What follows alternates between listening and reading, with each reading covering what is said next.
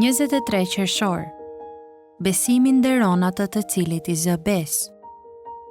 Madje nuk dyshoi me mosbesim në premtimin e Perëndis, por u forcua në besim duke i dhënë lavdi Perëndis. Romakëve 4:20. O sa shumë dëshiroj që Perëndia të përlëvdohet në kërkimin ton të shenjtërisë dhe dashurisë.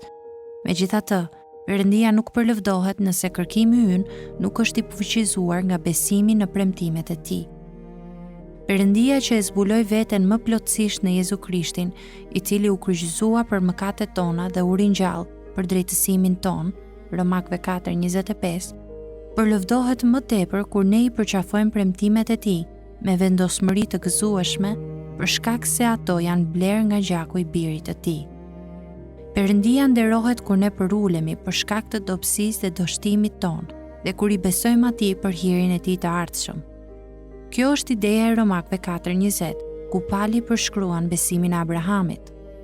Madje nuk dyshoi me mosbesim në premtimin e Perëndis, por u forcua në besim duke i dhënë lavdi Perëndis.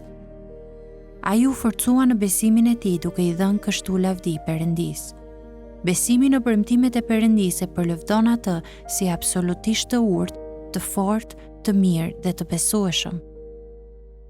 Prandaj, nëse nuk mësojmë si të jetojmë anë të besimit në premtimet e hirit të ardhshëm të Perëndis, mund të bëjmë gjëra të jashtëzakonshme fetare, por nuk do t'i bëjmë për lavdinë e Perëndis. Ai përlëvdohet kur fuqia për të qenë i shenjtë vjen përmes besimit të përulur në hirin e ardhshëm. Martin Luteri tha: besimi nderon atë të cilit i zë besë me konsideratën më të lartë dhe më përnderuese, përderisa e konsideron atë të vërtetë të besueshëm. Lavdinë e merr dhuruesi të cilit i besojmë.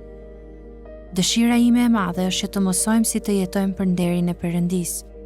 Kjo do të thotë të jetojmë me anë të besimit në hirin e ardhshëm, gjë e cila gjithashtu do të thotë që të luftojmë me mosbesimin, sido që ta shfaq veten e tij.